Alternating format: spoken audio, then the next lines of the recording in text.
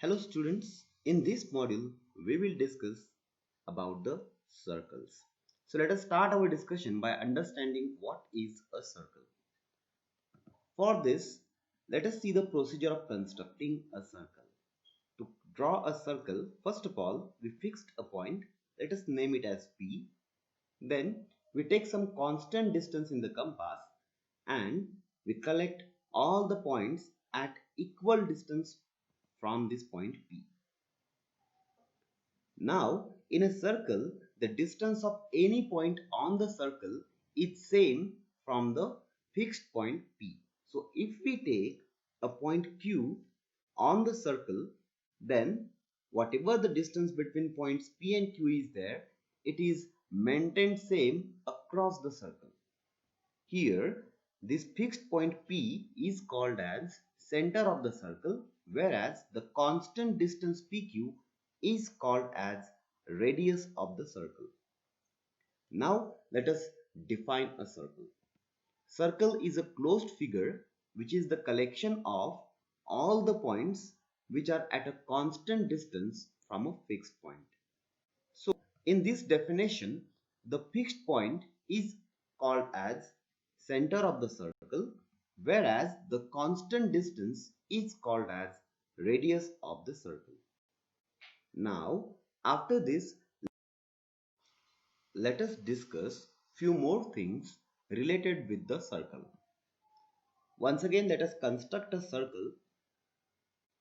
Let P be the center of this circle, and if we draw a line segment which joins any two points on the circle, as we know that the line segment which joins any two points on the circle is called as chord of the circle, whereas if this chord passes through the center, then we call it as diameter of the circle. In fact, diameter is the longest chord of the circle. We can draw infinitely many chords as well as infinitely many diameters to a circle. So let us see what is chord of a circle. Chord of a circle is a line segment which joins any two points on the circle, whereas diameter is also a chord which passes through the center of the circle, or we can say that a line segment joining any two points on the circle and passing through the center is called as a diameter. Let us see few notes. Now see, as we can see the above figure, in that clearly we can say that PB is radius of a circle. Let us assume that it is something R, as well as PC is also radius of the circle. Now, as we can see from the figure, BC is nothing but diameter of the circle, which can be obtained by adding the radii CP and BP. So we can write BC is equal to CP plus BP. Now in this figure, this BC is nothing but diameter of the circle, which is equal to CP is nothing but radius and BP is also another radius of this circle. So we can write diameter of this circle is nothing but 2 times the radius. So we can prove that diameter is double of the radius, or radius is half of the diameter geometrically. So let us write the few notes here. Diameter is the longest chord of the circle, and second is very important relation which we know, that diameter is double of the radius. We will discuss about a circle and a line in the same plane. If we take a circle and a line in the same plane, the first case is there is nothing common between them. That circle and the line may be existing separately. The second case is if that line is intersecting the circle in two distinct points. Suppose L is the line which is intersecting a circle in two distinct points A and B. In this case, this line L is called as secant of the circle.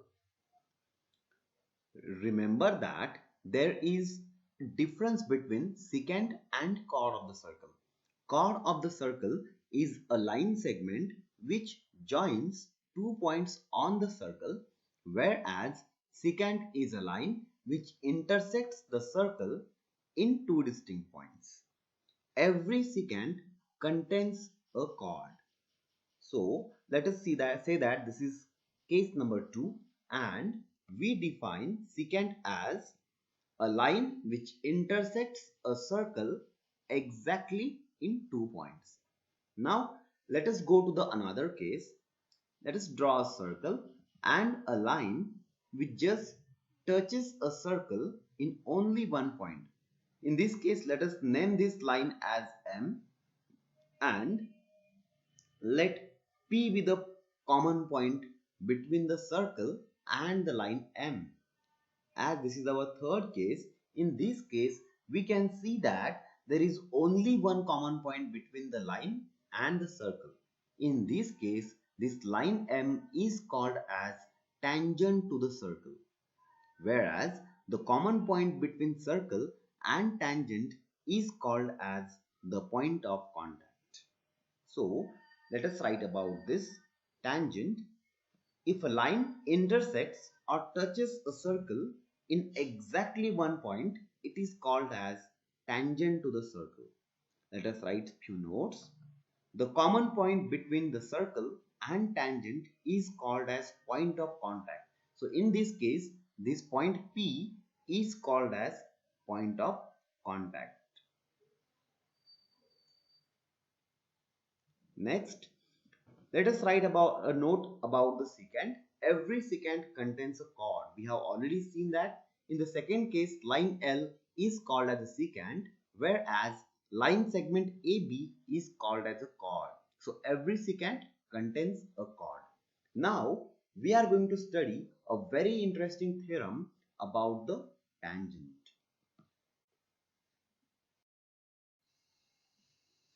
Now let us discuss a theorem which is related with the tangent. Let us see the statement. The tangent at any point of a circle is perpendicular to the radius through the point of contact.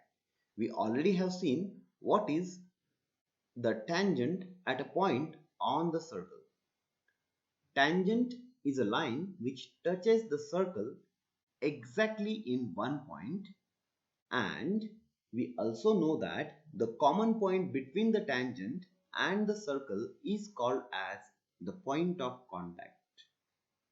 In order to prove this statement, let us draw the figure as per the given information. Let us construct a circle. Say O is the center of this circle. Now we will take any point P on the circle. We know that from the point P we can construct only one tangent to the circle. So let us construct the tangent xy through the point P on the circle to the given circle. So let us say xy is the tangent. Now let us draw the radius OP of the circle. If we join center O with the point of contact P, we will get a radius. Now we will write the things which are given to us. So in a circle with center O, xy is the tangent to the circle at the point P, where P is the point of contact. Now we'll write to prove. We have to prove that this radius OP is perpendicular to the tangent xy. Now in order to prove this, we have to do a construction. Now our construction is to take any point on the tangent xy except P. So we will take a point Q on xy other than P, and then we will join OQ. So let us take a point Q on the tangent xy and we will join OQ. Now in the next part we will see the proof of this theorem. In order to prove the given theorem, we have to use a property which we have studied in the 9th standard. So this is the figure which we have drawn using the information given to us in the statement of the theorem, and we have done the construction to prove our theorem.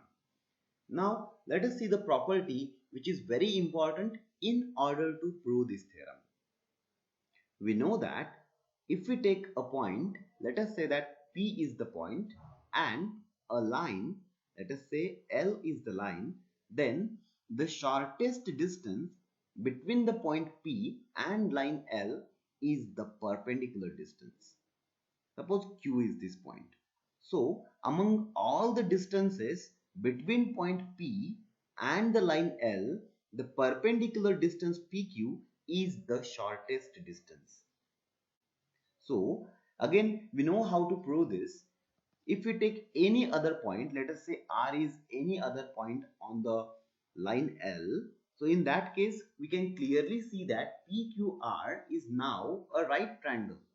And we know that in a right triangle, hypotenuse is the longest side. So in this case, what will happen? This PR will be clearly greater than PQ.